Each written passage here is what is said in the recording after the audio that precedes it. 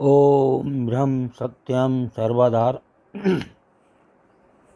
आज दास की कबीर वाणी माया को अंग। तो पहले माया को अंग के बारे में क्या निर्णय है कबीरदास जी का, उसके बाद वाणी विचार होगा।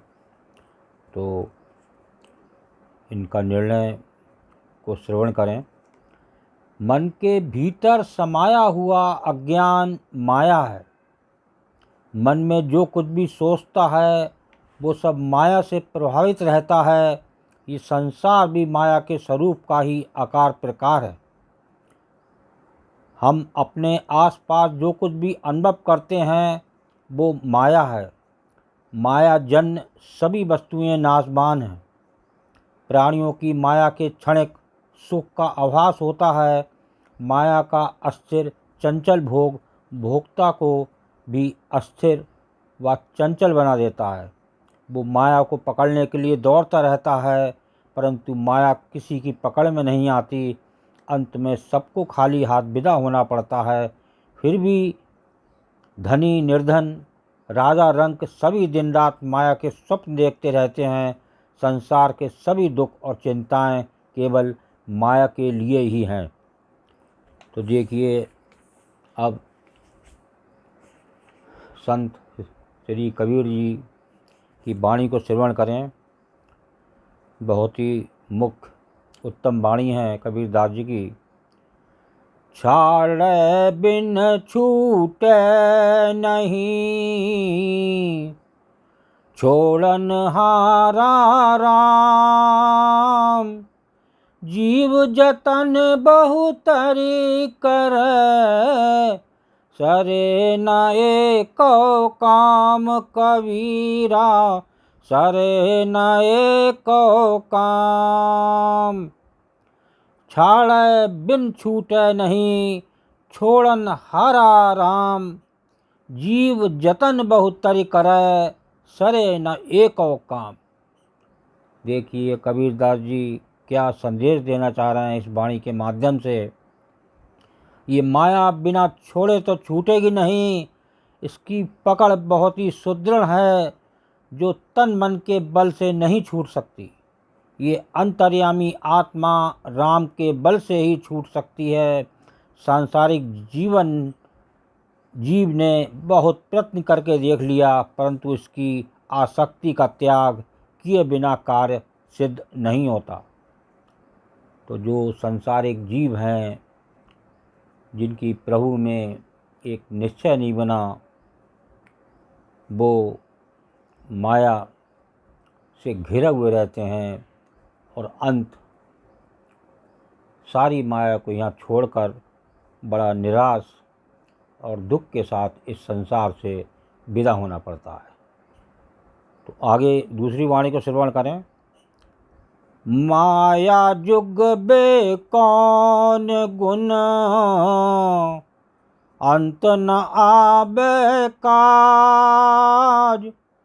सोई नाम जोगा बहु, भय परमारथ साज। कबीरा भय परमारथ साज।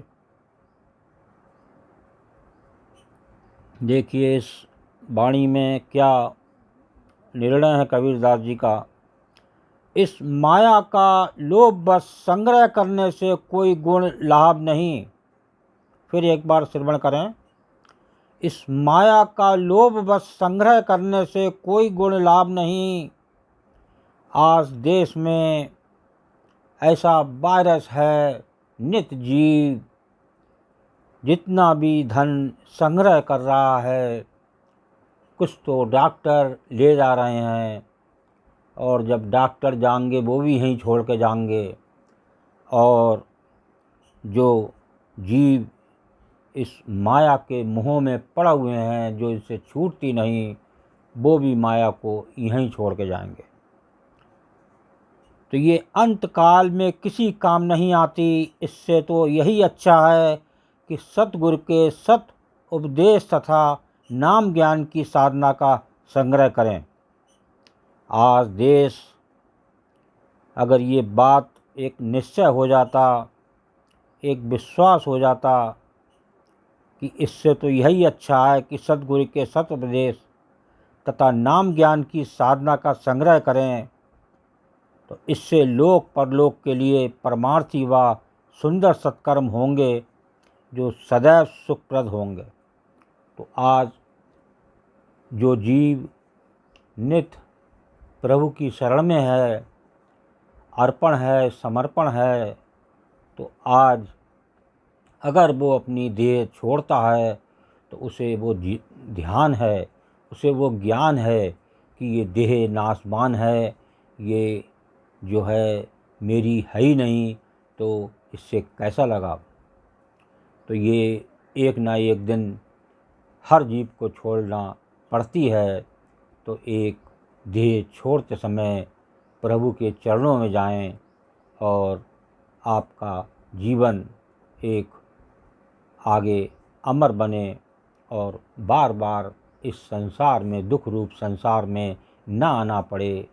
यही एक प्रभु बार बार, गुरु भी बार बार यही कहते हैं कि ये जीव जो संसार में भेजा गया है एक प्रभु का नाम लेने के लिए, तो वो कम से कम ऐसा काम करके जाए जो बार बार इस संसार में ना आना पड़े और एक प्रभु के अर्पण अपना जीवन बनाए और उसकी शरण में रहे, तो वो जाते समय भी इतना दुखी नहीं होगा, पता भी नहीं चलेगा कब शरीर छूट गया।